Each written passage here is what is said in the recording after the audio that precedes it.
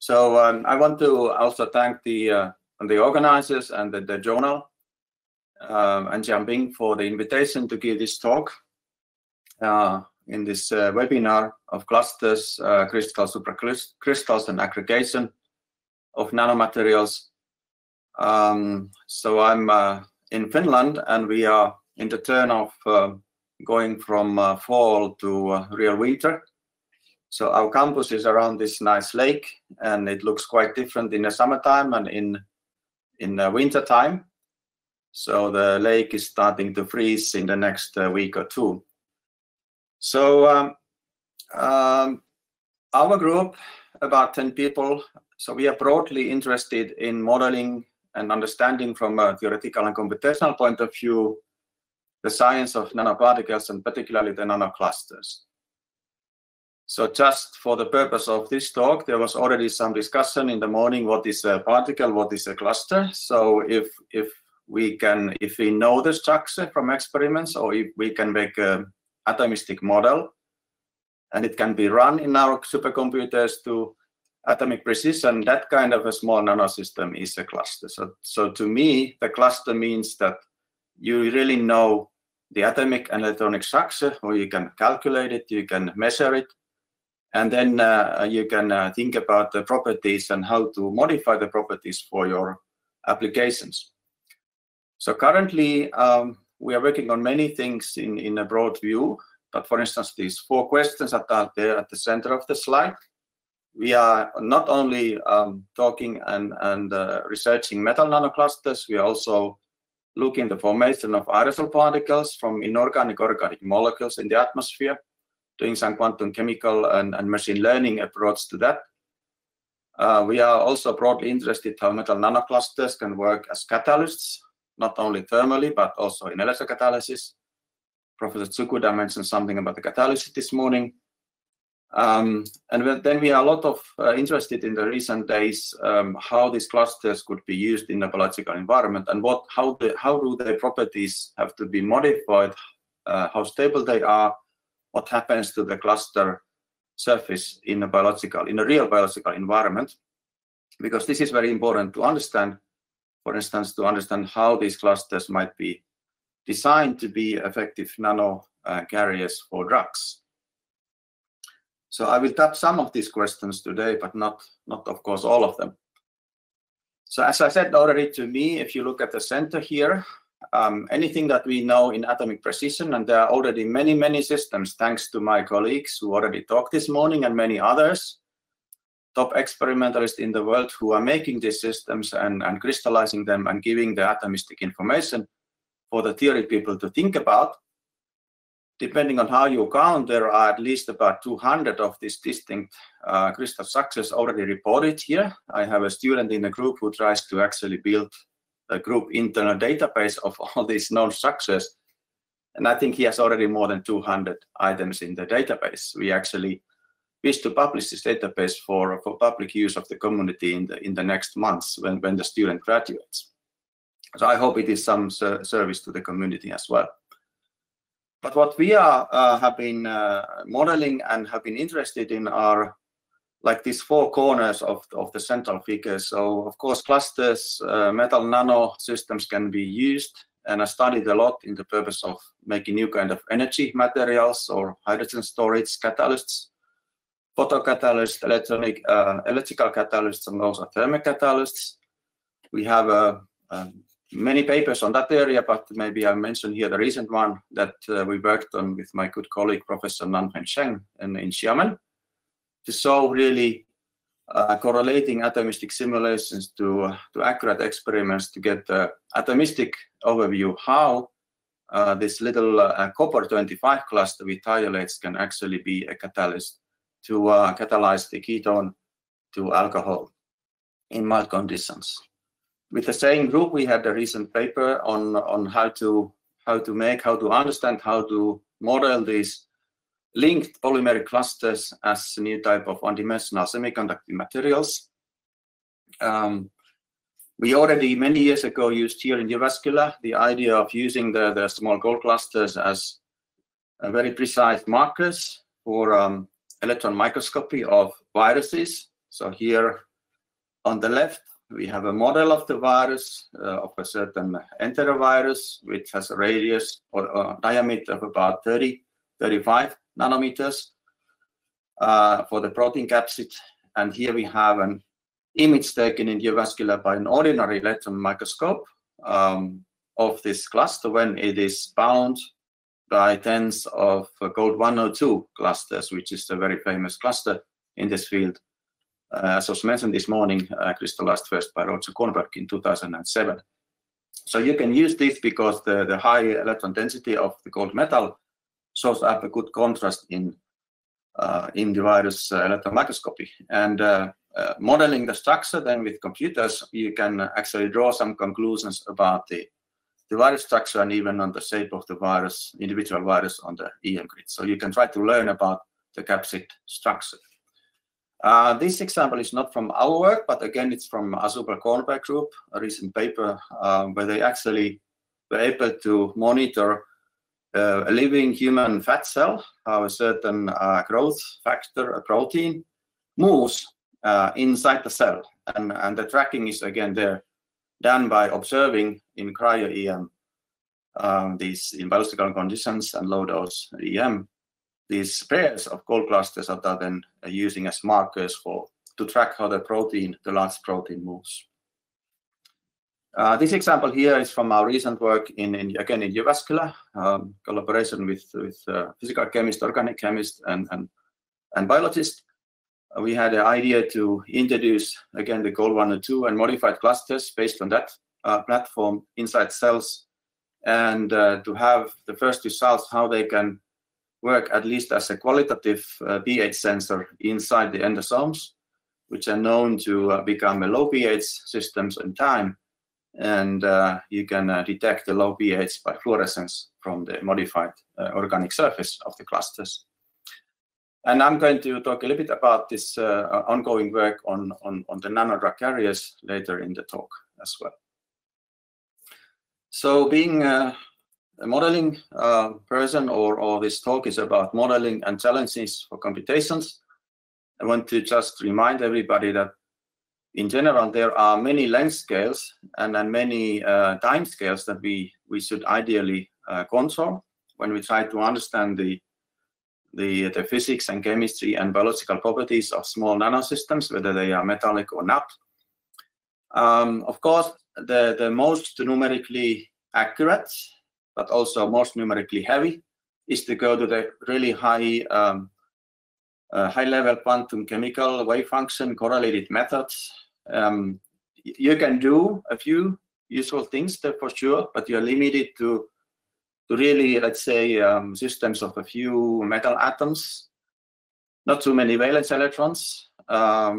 You can look at maybe some reactions, steps of reactions in a high numerical accuracy to be a benchmark for the next sort of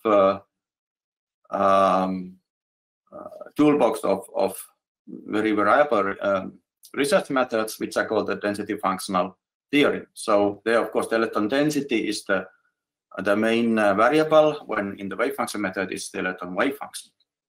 So going to electron density gives you a lot of more freedom and actually a larger playground in time scale and in system size to play. And of course, this is the main workhorse and almost the only methodology these days if you really want to understand electronic structure, how they correlate to optical properties, to plasmons, to system size, to metallicity, as was discussed just minutes ago, to the symmetry, the point group symmetry of the metal core. This also plays, by the way, a role defining the metallicity and plasmonic properties, and to the shape. But then, particularly if you go to biological systems, like I'm showing one example today, you have to go to a less accurate pre-parameterized force fields, molecular mechanics, molecular dynamics force fields. The molecular dynamics simulation methods becomes very important in that area. And we have, for instance, looked, I showed before this image where the tens of metal clusters are bound to the enterovirus. We have also modeled this huge system computationally and published some estimates how strongly these clusters are bound to certain specific points on the virus surface. And correlating that with the room temperature NMR measurements of these binding coefficients in real systems. If you even go to larger sizes, really metamaterials, then you can go to unified atom description. So maybe your cluster is then really like a classical atom, and you have to parameterize force fields between these clusters in really a supramolecular system. We have not worked on that really so much. At the moment, we are not using these coarse-grained methods, but this is also possible. So then you can go to really large scales and quite long time scales as well. So just as a comparison, well, how about the time scale? So of course, a single bond breaking and making and single catalytic step can happen basically in the time scale of the vibrations of the atoms, which is a fraction of a picosecond. So then you are conveniently still in this DFT world. And then this is, of course, you have to do because there are not really nice force fields available that would really be reliable for making the chemistry. There are good force fields for weak interactions in biological systems where you don't actually break bonds. You don't break covalent bonds or metallic bonds. If you want to model that, you need to go back to the DFT world, at least at the moment. Now, machine learning may introduce some help there, and I will also mention that at the end of the talk. So falling of a protein, you talk about microseconds to milliseconds, or any particle self-diffuse in a typical liquid, you can look at the diffusion coefficient in the tables, and then you estimate the time to go the particle over 1 micron. 1 micrometer is about milliseconds. So this is sort of the playground that we need to think about. So for the rest of the talks, about maybe 25 minutes, I will just talk about 3 case studies. And these are slightly different topics that were already covered this morning. And I did this in purpose because I sort of were able to guess what Professor Tsukuda and Professor Wang will most likely talk about. And I wanted to cover slightly different views, so just to get a broader overview for the whole audience this morning. So the first is still an ongoing project, developing targeted nanodrug carriers against cancer. The second one and the third one are already published research. You can read them, and I can give you some, and I will give you some citations later. So the second one actually already relates a little bit about artificial intelligence, so image recognition and how to help. Again, a good experiment to figure out what they see in the STM topography images of a well-defined silver nanocluster. And the last one is our own theory, ongoing project to develop atomistic machine learning potentials for nanosystems so that we can actually speed up the calculations, hopefully keep the DFT level of accuracy, but also be able to do really chemistry for large systems. So if I now approach the first topic, which is to do with the bio, again, on the right, you have a typical. We use a lot in the images the archetypal cluster of the core and sulfur core of the gold 102, because that was the first dilated prototypic gold cluster that was crystallized and solved by Convex group. And many people, of course, have then repeated the synthesis and using the system. We also. So sort of the current use of this atomically precise couple of nanometer metal clusters in biological research and biomedicine go to these 3 areas of the sector. So they can be disruptive agents to, let's say, break the cell membrane of bacteria or induce reactive oxygen species inside the biological system that can kill bacteria then. They can be used as contrast agents for site-specific communication and then the letter microscopy imaging, as I already showed this some slides ago. Or they have been used as radiosensitizers to basically amplify the effect of, let's say, X-ray radiation inside or on the surface of a tumor tissue, for instance. Why we like these small clusters on the right? So there are some parameters, critical parameters, again, that hopefully makes clear what I mean by a cluster. So the variation in size is plus or minus 0 atoms. That is, of course, the top level that you dream to get. And in many cases, we already know the structure from the many experiments of, for instance, the colleagues that were talking before me today. But then on the left, if you go to, let's say, a 10 nanometer gold nanoparticle, which is a very commonly used and prepared size in colloidal gold chemistry, which is really done a lot for decades. If you even consider 5% variations in radius, so this particle, if you use the metallic density of gold, you estimate that has about 500,000 gold atoms. Either even 5% variation in size, which is considered monodispersed in colloidal community, that means about plus or minus 75,000 atoms. So clearly, when you contrast that with plus or minus 0 for this couple of nanometer gold clusters, you are really in the different worlds. And as Professor Wang actually mentioned in the previous talk, for instance, the role of the ligands in this kind of a large nanoparticle, which has a certain shape, not all of them are spherical. This is just a simple illustration here. The ligands control sort of the chemical properties of the surface, but also the surface area varies a lot if the size varies by plus minus 75,000 atoms. So the exact interface structure between the metal and the ligand, and even more importantly, maybe the organic surface, how the ligand surface interacts when in the environment, that is difficult to control, or difficult to understand, difficult to simulate and model for these large particles. Then, of course, people have used here this system is a middle for bio applications already for a long time. So micelles or polymeric nanoparticles. The synthesis is more difficult. It's a multi-step synthesis compared to gold thiolate or gold ligand clusters in general. For instance, micelles are this kind of inverted hydrophilic hydrophobic systems where the hydrophilic surface is outside, and you can, for instance, hide the hydrophilic drug inside, but you really have to know how to put the drug there during the synthesis. And polymeric nanoparticles, they can also carry drug hidden inside the polymeric shell to a target. But as I said, these are difficult to control experimentally and also quite difficult to model because information about the precise structure is more difficult to get. So we are very happy to stay with this small nanoworld of precise ligand stabilized metal clusters, also other metals than gold. So going back to these small systems now, so here is sort of a schematic blow-up of one of these clusters. We're already thinking about some bio applications here. So you can modify in principle. So there are several areas or several layers to work with. So of course, there's the metal core.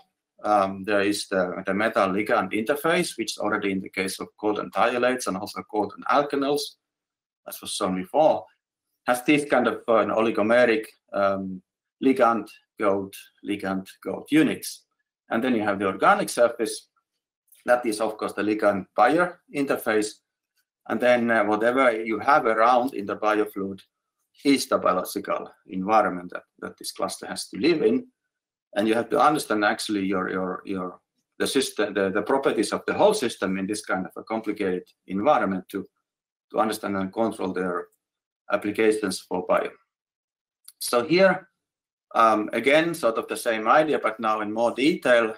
You can, of course, change the metal. You can, for instance, go to different optical and plasmonic properties, playing with gold and silver, or maybe copper, or doping the metal, as was said this morning. You can affect the physics of the system in that way. You can define the ligand shell.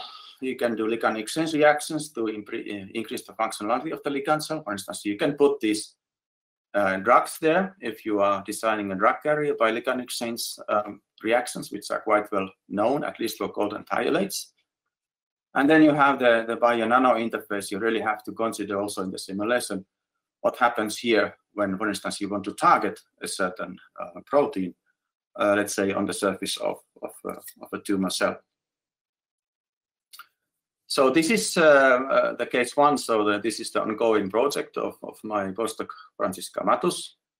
And her idea is basically to start from systematic computational modeling and screening to making sort of the optimal nanosystem in computer over several possibilities that we can study quite conveniently. They are, again, large-scale calculations, but here we can actually use the force field and molecular dynamics methods. And then after that, based on the computational results, select the most promising systems and then go to the lab. And actually, she will also make the systems and then do all the way research to treating model cancer cells and systems with these functionalized cold clusters and see the effect on gastric cancer cells. So here's the overview of the project. So as the computational part is done already, I would say 80% or 75%. Some papers have already been published. You see the citations also there. And the first question here was how to select the peptides. So we're using certain peptides for the targeting purpose. They are supposed to interact in a specific way with certain integrins, which are known to be overexpressed in the tumor cell surface. And for this part, a docking calculation was enough and a quick screen. So she actually screened 5 different peptides, and these that are in the blue box, which give the strongest binding energy and the most rigid interface structure here in this scoring of the docking calculation are the most promising one. So we concentrate on using those 2 ones for the targeting peptides. And then there was a few known drugs against gastric cancer. And in this paper that just came out a few months ago, we did quite extensive molecular dynamics simulations of this combined nanosystem for actually looking at the interactions in the ligand cell, because now you have exchanged part of the thiolates, the VMPA thiolates of the gold cluster to the drug molecules and also to the peptide molecules. So there's a lot of data. I will not go into the details, but it is interesting that depending on the peptide and drug combination, you really see different structures, various structures and dynamical structures in the ligand cell. Of course, you like the systems where the peptide is really visible, hanging most out from the system, because then you keep the targeting ability. If the peptide really gets intertwined with the ligand cell and with the drug, then you may lose the targeting ability. So you still have a drug in the system, but the cluster doesn't know where to go, in simple terms. So now we are in the phase where we are doing a quite extensive this kind of dynamical pooling simulations of the combined system for the integrin. So depending on which systems give free energy of binding, we can then go forward and really make the final selection for the lab stage of this work. Okay, so the second case. Now I go back to the DFT calculations from our group. This was a very nice collaboration. I want to acknowledge Lanfeng Zheng, who's my long-term collaborator in Xiamen. Again, one of the top experts in making noble metal nanoclusters in precision, in atomic precision with different ligands, and doing also catalytic applications with them. So some years ago, they presented us this problem that we had already published together 2016 this crystal structure of this quite large cluster of 374. I think it's maybe still the largest precisely known noble metal cluster. Some gold clusters are now getting bigger, but I think the silver 374 is maybe still the largest one of gold and silver combined. So we knew that cluster. So we had already done the DFT modeling. This is plasmonic, but this is not important here. But then more recently, they were able to do also very high resolution STM topography imaging of this system in Dalian, both at liquid nitrogen and liquid helium temperatures. And then, so we knew the structure. They also knew how it looks in the high resolution TEM image. But then the question to us, what is really seen here? What is producing these current peaks or bright spots in the STM experiment? If you think about the STM tip radius, and the radius of this cluster, which is already 5 or 6 nanometers. And this, you have a curved three-dimensional particle, curved surface to probe. This is a highly non-trivial problem. So I had an excellent student, Sami Kaappa, who did a part of his PhD work modeling the system. So we had done the heavy DFT calculation of the system already. And we used this old good theory of 1980s, Tessa van Haman, which basically says in simple terms that there's a relation between the electron density, local electron density, and what the STM tips see in sort of an S-wave approximation of the conductance between the tip and the system. So we had modeled electron density, and it has this terrestrial tile, so terrestrial end here in the tile to the outside world. So the DFT predicted that you should be able to see bright spots coming from each of the metal groups.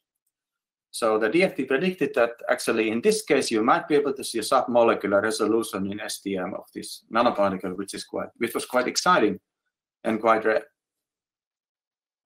So they also were able, this experimental image one of these clusters, probably this one here at the center, just another illustration. This was done in liquid helium, and with these parameters we could actually, using these parameters, we can model then how the electron density should go, and what are then what the STM tip should see when you go to the constant current model, and then you actually modulate the Z coordinate of the tip. And the modulation interval here is pretty much the same as what actually seen in the experiment. It looks like really that you can see also in the experiment the submolecular resolution. This was an important result. But then how to correlate this structure or this topography that is measured to the known structure of the cluster from the crystal experiment a couple of years before? Because of course we don't have a priori knowledge of how this cluster should lie on this port where the STM was measured. So here my student went to really a simple idea and just out of the scratch built a very nice modeling code, which is actually, we have published it, it's openly available, using this image of facial recognition principle. So here's a guy that I happen to know. So each of us usually have 2 eyes, 1 nose, 1 mouth, 1 chin, 2 ears, and so on. And my head stops somewhere on the top. So with image processing algorithms, you can locate these sort of extremal points in the bitmap of your face. And then you can connect these points. And believe it or not, there are more than 5 billion people in the world, but a handful of parameters. So these the distances between these reference points, this set of parameter numbers is unique to my face, not to anybody else in the world. And looking at this parameter set, the machine can recognize me in the passport queue when I go to another country in the airport. So Sami was using exactly the same idea by identifying from the simulated here and from the measured STM images certain extremal points that are highlighted here by these white spots, and then calculating in Euclidean space, multidimensional space, the distances between the experimental data and then one of the models.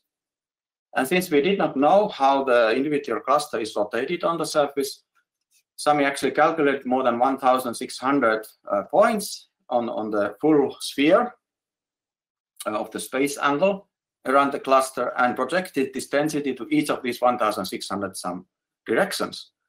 And then was looking at this RMS distance between the simulated and the reference experimental data. And you get this kind of data. So these colorful dots here are, so this is the 1,600 some points, but just in a handful of cases, you really come to a very close RMS difference between the simulated model and the experimental measured topography data. In the best, you can get this close to 0.9 in this RMS distance in angstrom per extremal point. We discussed in the paper, for instance, the temperature effects in the real system, why we should not suppose that all the clusters that were measured are exactly every atom or molecule is exactly in the place or in the orientation that it was in the experiment, because the samples were made some time ago.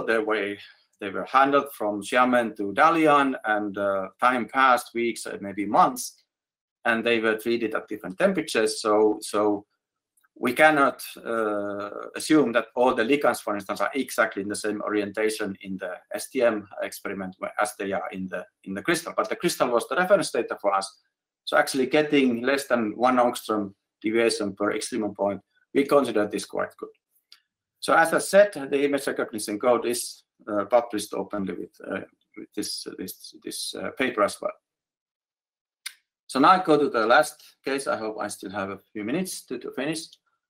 So this is the third topic. So as I said before, we would like to do mostly DFT simulations when we look at the dynamics of clusters and how they affect the optical and electronic structure and also chemical properties, so how the catalysis works.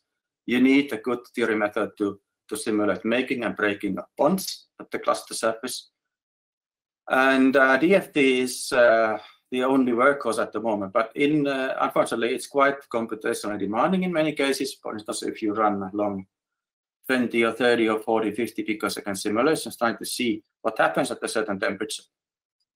So we went to this machine learning idea, and again, this is an excellent project of one of my students, Antti Pihlajamäki, on the topic.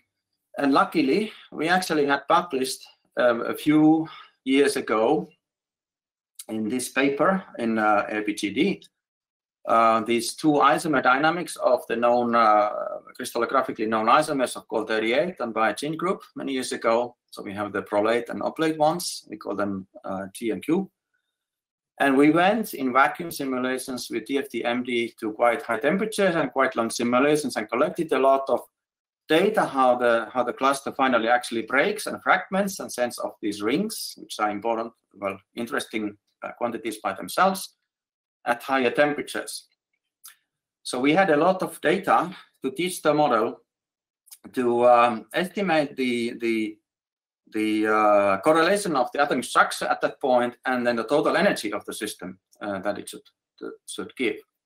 So the important parameter in this is how we describe a single atomistic configuration of any system to the machine learning algorithm. And we resorted to use this many-body tensor representation, which is not invented by us, but we have modified it to our needs. So you basically calculate through these functions.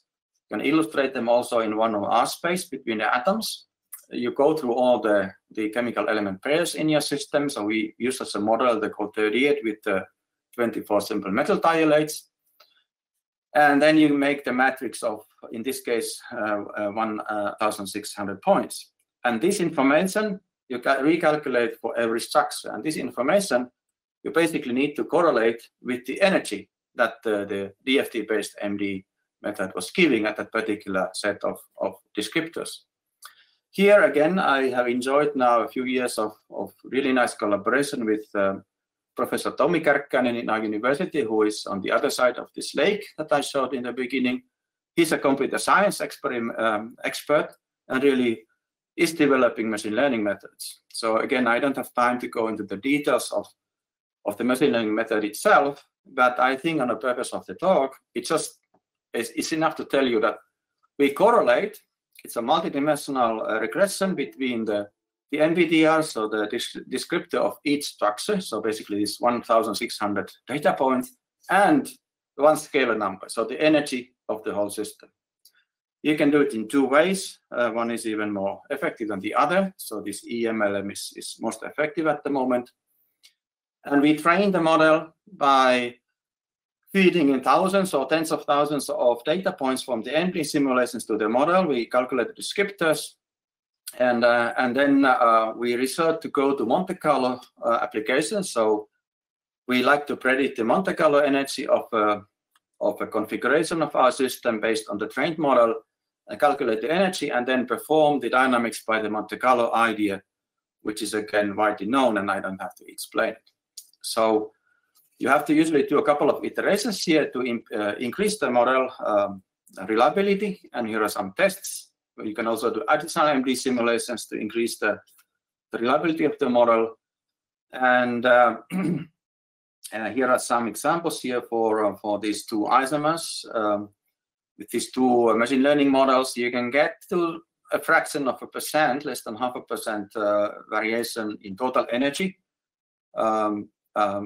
as close as you can get to the DFT reference data, which would be, of course, if everything would be ideal, all the data would be in these black lines. Now you see that for these two models and two isomers, you will not get exactly always to the line, but you get reasonably close. And here again is then really now temperature data of run by the Monte Carlo using the machine learning models for these two isomers for thousands of Monte Carlo steps. Here is an animation how the cluster looks at 600K. And we roughly get always the difference that, yes, this Q isomer, which is the ProLate one that was already 10 years ago published by Rongta-Jin, is also dynamically about 1 lepton-volt more stable than the less stable model. And this agrees, of course, also with the experimental data and with our DFT-MD simulation method. We also validated this just by looking at the bond angles and bond distance distributions to the DFT-MD, what the Monte Carlo gives, and everything looks good. So now we have a working model that we could actually go on maybe we could do some chemistry of this cluster in certain systems. At the moment, my student is trying to generalize the model also for other clusters of the same type, and then including prediction for atomic forces. So we could actually go molecular dynamic simulations based on the machine learning potential. This turns out to be a bit more challenging, but we are getting some good promising results right now also on that. So my current view of machine learning after just 3 or 4 years of trying to study the subject with collaboration to a group that actually is an expert on machine learning is that, yes, in some cases, like what we already documented, you can get really, really huge gain in efficiency of doing the simulations for the code 38, for instance, because we had the reference data that we had to run a few years ago with the largest computers in Finland for hundreds of hours times hundreds of processors at the same time. So now my student Antti was able to do these Monte Carlo calculations that I showed in the previous slide, the animation, just using his desktop or even sometimes the laptop. So you can go to supercomputers, to laptops or desktops, and do similar things close to the same accuracy, the DFT accuracy that you would like to get, and you get from supercomputers. So this is, of course, advantage. But it needs still a lot of work. So these models are still not very much studied in nanosystems, in complicated nanosystems. They are not very general maybe at the moment. So there's work to be done for generalize them. And the machine learning can also have another role, not just by speeding up individual systems, dynamic simulations, but also sort of being a tool for analysis of big data and important in the data science, even between simulations and developing an experimental system. So developing a catalyst. And there are some examples on this already in the literature. So machine learning can have and certainly has an important role in the future, but it will not solve all of our problems. We still need the supercomputers and the higher accuracy DFT methods, and even in some cases, maybe the wave function, really the quantum chemical methods. So I will stop here. I need to thank, I didn't have time to really talk about much of these many collaborations because I wanted to concentrate on the simulation part that was done here in Jyväskylä. But even in our own university, we have a nice collaboration with several groups.